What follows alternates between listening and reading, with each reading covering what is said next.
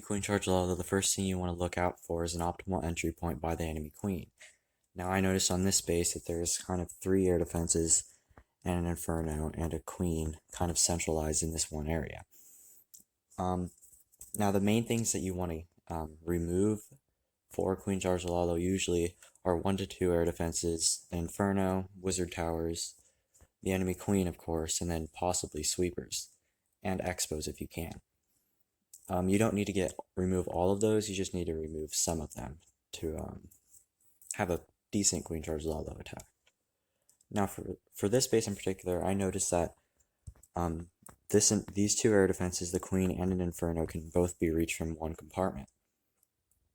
Now, there's 2 different options that I could have done. I could have well, 3 different options. I could have just jumped over this compartment right here, or I could have single air wall break jumped, or I could have double air wall break. Now I decided to just do double air wall break as it seemed pretty easy. I knew exactly where my wall breakers were going to path. I wanted to actually open up this wall right here, and then open up this wall right here with the Inferno to have my queen path to the sweepers. And then I could Lalo kind of from 12 o'clock up here with Hound, and then send in a Slammer right here to tank this geared up Archer Tower and kind of go along the NFZ area over here. Now the reason why I didn't decide to use a jump for my queen to get deeper in the base is because of this expo farm. If my queen got deeper, she was gonna probably die to that, and I would have to waste way too many spells on my queen to make it viable. It probably could have worked, but I just felt that it would be more difficult than my other plan. So I also noticed that you could freeze this Inferno plus air defense, but I decided that I think a heal would be better value since it's on the back end anyway. But either probably could have worked, a freeze or a haste or just a heal. Anyways, let's watch the replay. Actually, first I decided to now I could have sent my queen in from over here and walk this way, kind of, but I just felt that would be more difficult than an entry walking this way, or walking from the town hall. But I also noticed that the town hall is probably going to stop the queen and maybe even make her walk to the right, which I don't want. So I decided to start my funnel with the king. Usually, in most cases, you want to finish the funnel with your king, but it doesn't matter since this is only a single layer of trash, so my queen isn't going to walk because of the spacing between the bomb tower and the air defense.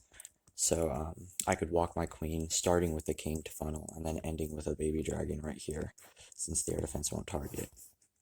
Anyways, let's watch the replay. I start with my king for the town hall. Use a wizard to remove the cannon just to make sure that the king will go down. Pop ability a bit early so I can get the enemy king to target. Use my baby.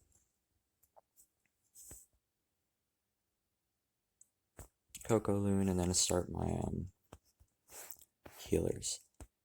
Here I raged for the wall break. Froze the multi, and then wall breaked in. Now right here, what I could have done, but I decided not to, is just to send wall breakers for this Inferno, but I noticed the enemy queen was targeting mine, so I wasn't sure if she was going to remove the Inferno in time, because you need to time it properly so that the wall breakers will target this wall right here, and then right when they target it, to remove the Inferno so you don't have to waste an extra freeze, and so that the wall breakers could be undamaged, which I'll do in a second. So the Inferno ends up having a sliver of health. My queen removes the enemy queen, and then a golem comes out of the CC.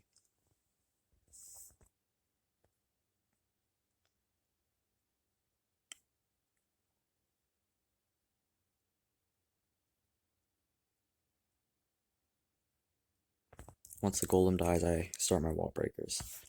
I messed up a bit. I wasn't able to double wall break the layer that I wanted, so she ended up going over here and going for this air defense because she walked this way. But that was fine. Since she walked that way, she's still going to get 3 air defenses, which is which could be argued that's better value. So I laloed from a different area because of that. I noticed that there was good slammer value along this area, so that's where I started my slammer. Now, one thing that you want to do is, since I knew my queen was going to be pathing up like this, she was going to be responsible for moving this entire section. And because she's removing that, I don't want to start my Lalo on the same side my queen is on, because that would kind of just be wasting it. You want your queen to get value while your Lalo gets value. And the only exception to this is when you want to funnel your queen to go somewhere, or your queen is taking damage and you want to keep her alive throughout the entire raid. So usually you want to start your Lalo opposite of where the queen is pathing to. I place my minions really early for cleanup. And I start my Lalo from this area. Haste through the multi. I didn't need the heal yet because the back end was going to be kind of difficult. But I messed up. I think I placed my heal prematurely. Anyways, the queen's going to wrap around and stay up, so the base is done from here.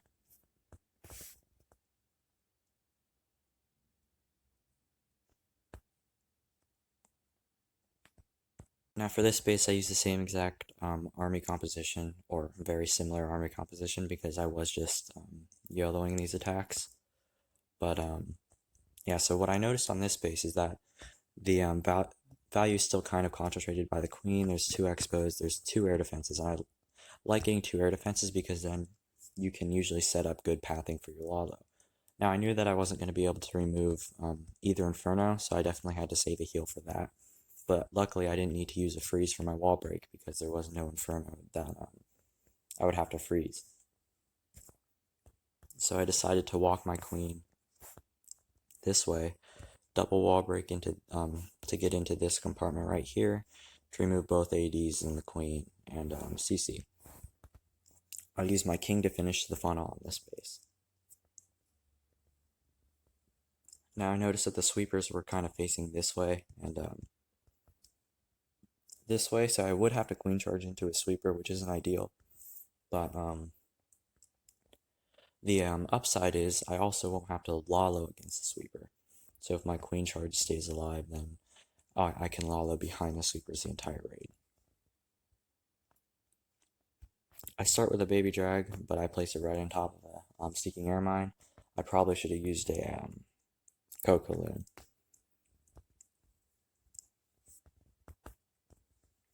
Place my queen down, use a wizard to funnel her.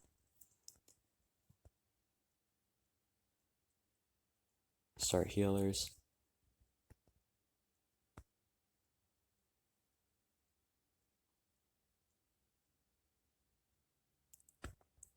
Rage her up. Sent a test wall breaker and then wall breakers behind, but I sent in the wall breakers behind too early. But luckily I was able to remove the wall. I have 4 wall breakers, which is plenty to remove the next wall.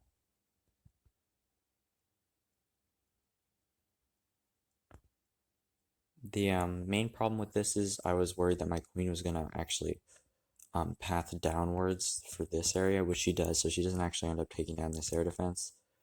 But I think it's fine because the value, or the pathing, is still there.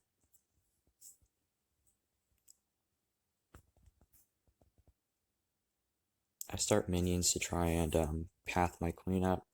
Then I start my Lalo with the slammer first.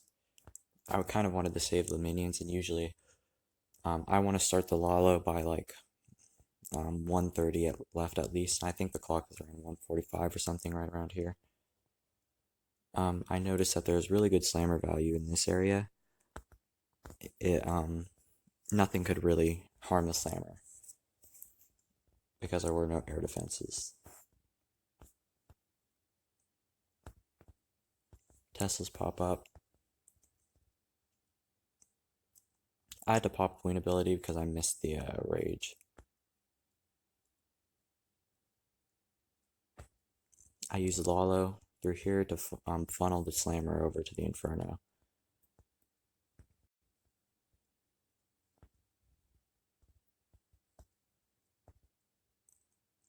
Freeze the two air defenses, and then heal the back end.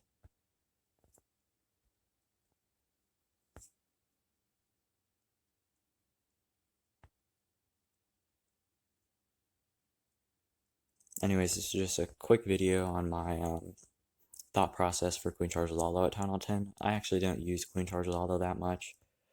I use it most at Town Hall 10 and Town Hall 12, but I like Sui Lalo a lot better. But anyways, hope you enjoyed.